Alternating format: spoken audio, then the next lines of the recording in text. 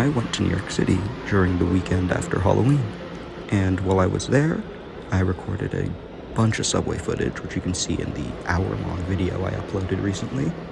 However, while I was there, I also got to see the new R211 train sets, which were on service on the A and C lines, and I also got to see one set parked in a yard on Staten Island. However, that does raise the question, what about new rolling stock in DC, for example? The 8000 series, manufactured by Hitachi with their new plant in Hagerstown, are due to enter service sometime within the next 2 or 3 years. And, well, we picked some elements on those trains that you don't really see in New York City. For example, the open gangways. So what are some design elements that we should look to New York for? And what are others that New York should look to us for? Let's discuss.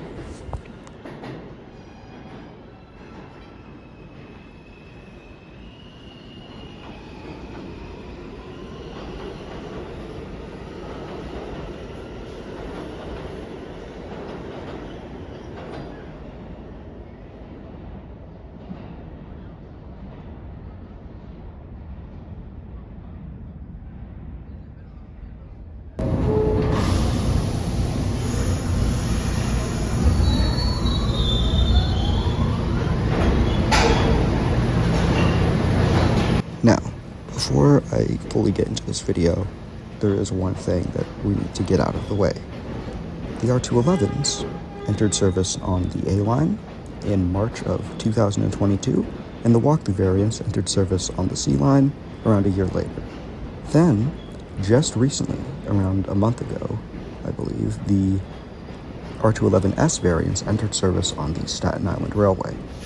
Now, the 8000 series cars in DC have not entered service yet and are not due to enter service for another 2 years. This brings up a few hiccups when trying to discuss differences between the two, as we don't yet know all of the specifications surrounding the 8000 series trains. Granted, we still know the majority of the stuff about the 8000 series cars, and even more importantly, what we do know is the stuff that's important from a user perspective. And that brings me into my first argument as to why I think there's a lot more to learn from the 8000 series in terms of good transit rolling stock design than there is to learn from the R211s. Firstly, the seating layout. The R211s are in an entirely longitudinal seating configuration, which, for those not in the know, is what we like to call bench seating. So the entire train set is all the seats are in the sort of bench rows along the windows, which is good for a capacity standpoint, but from a comfort standpoint is not great at all, considering you can't really see out the windows without turning back and sitting in a really uncomfortable way. And that doesn't even get into the fact that sitting sideways is also not great for those who suffer from very easy motion sickness, as I know that sitting backwards is already uncomfortable to a lot of people. So sitting sideways, I know it's probably slightly better, but it's still not great from a comfort standpoint. If you want to pack as many people as possible into your train, longitudinal seating is your best bet. But on longer journeys using the subway or the metro, it gets pretty uncomfortable pretty fast. And this is where the 8000 series does better, in my opinion. Granted, the DC Metro doesn't see nearly the same amount of crowding that the New York City subway does, given that the ridership statistics don't even come close. But the 8000 series have a very interesting solution to this problem. Now, the train sets did want to have more capacity, similar to what the R211s were going for. However, the 8000 series did this in a much more appealing way, with a mixed configuration of both longitudinal seating, that being bench seating, as well as transverse seating, which is the typical sort of row seating that you see on the DC Metro and some of the older New York City subway trains. I personally feel that this is the best of both worlds, because not only do you get that extra capacity that longitudinal seating provides, you still get to keep some more comfortable seats. Although the one small issue that I have with this is that I'd assume that those seats are going to become very sought after. Speaking of seating, another seating feature that I think the 8000 series does much better is the actual material the seats are made of themselves. On the R211s, the New York City subway went the same route that they did with all their previous new technology trains, like the R160s, R142s, R143s, etc. And they decided to go with hard plastic seats. But WMATA, being the geniuses that they are, actually did a public survey to determine what they should make the seats out of. They set up an exhibition at the Gallery Place station with 2 different kinds of seat materials and let people decide which one that they would prefer to have on their metro trains. And what we're going to get on the new 8000 series trains is a seat design similar to that on the 7000 series, but slightly more padded. So what that means is that the seats are actually somewhat plush, somewhat cushiony, albeit not on the same level as the older DC Metro trains, but it's like a middle ground between the 7000 series trains and the older DC Metro trains. I, for one, think that this is a massive victory in terms of comfort on board Metro trains, as most journeys on the DC Metro are much longer than most journeys on the New York City subway. But I do think that having more plush and comfortable seats is a great way of ensuring that riders are more willing to use the Metro than they would be to use alternate modes of transportation. Little details like this can really determine some people who actually have the privilege or the choice to decide whether or not to take the Metro, rather than being forced to use it or not being able to use it at all. And when people do have a choice, little details like this can often sway their decision on whether or not to drive or whether or not to just call an Uber. Granted, the DC Metro also is miles cleaner than the New York City subway, so I do think one of the reasons that New York went with plastic seating was because the more plush seating would definitely get ruined almost immediately. However, I still think that passenger comfort is a very, very important part of designing a good rapid transit train, and not having it be as great as it could be is definitely a step in the wrong direction. But if there's anything more important than user comfort, it's user accessibility. And one of the things that I think is incredibly important is actually being able to read destination displays.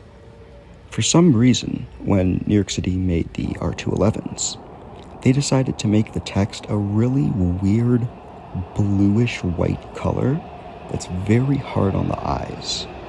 I don't know why they chose this color for their internal and external destination displays, but it definitely makes it quite a bit harder to read than the information displays on the other new technology trains.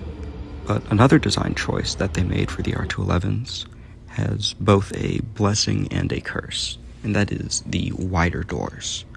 While the doors are visually significantly wider than the doors in the rest of the new technology trains, which does improve flow into the train, which reduces the amount of time a train needs to be stopped at a station, the unintended side effect this has is it makes the windows on the trains so much smaller.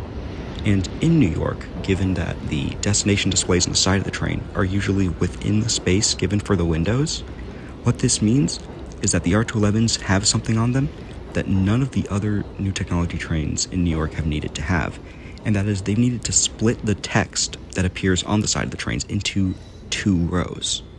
Now, granted, you do see this on some of the older trains in New York that have roll signs, such as these R68s that you see in the footage right now, but those are split between north and south destinations. Needless to say, this does make it a bit harder to read at some points, especially when trains have to flash between 2 rows of destinations. For example, A trains that are going to Far Rockaway also show the fact that that goes via JFK Airport. So yes, that design choice is probably not the greatest, especially when compared to the seamless designs of the side indicators on the R179 trains in New York.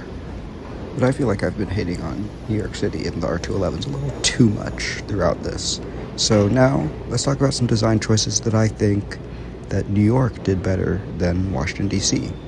So one of the main things that I think that New York did a lot better than D.C. was the variety that they included in the different kinds of open gangways.